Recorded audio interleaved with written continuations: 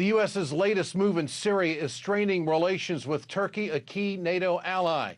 Turkish President Erdogan says his country is threatened by the U.S. arming and training 30,000 Kurds in northeastern Syria. Here's Dan Cohen with more tonight.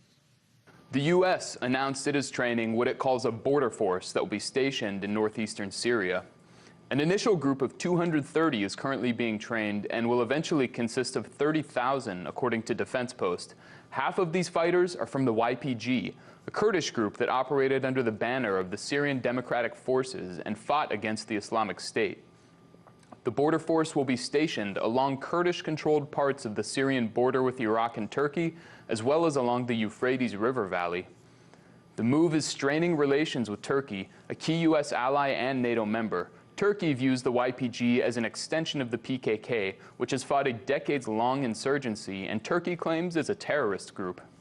Turkish Prime Minister Tayyip Erdogan vowed to crush the U.S.-backed force, saying, "A country we call an ally is insisting on forming a terror army on our borders. Our mission is to strangle it before it's even born." Russian officials criticized the move too. Quote, "I think it's an obvious attempt to reanimate the militants who can flow from neighboring states, namely Iraq," said Deputy Head of the State Duma Defense Committee, Yuri Shvitkin. He accused the U.S. of creating the border force, quote, "to achieve their geopolitical goals, escalate tensions, and probably attempt to overthrow the legitimately elected President Bashar Assad." Though Turkey is a NATO member, the U.S.'s continued support for Kurdish militias has put a wedge between Washington and Ankara. Meanwhile, once icy relations between Turkey and Russia are a thing of the past. Ankara agreed to purchase the Russian-made S-400 air defense system following a meeting between Turkish Premier Recep Erdogan and Russian President Vladimir Putin.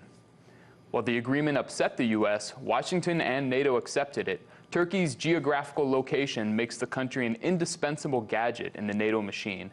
In Washington, Dan Cohen, RT.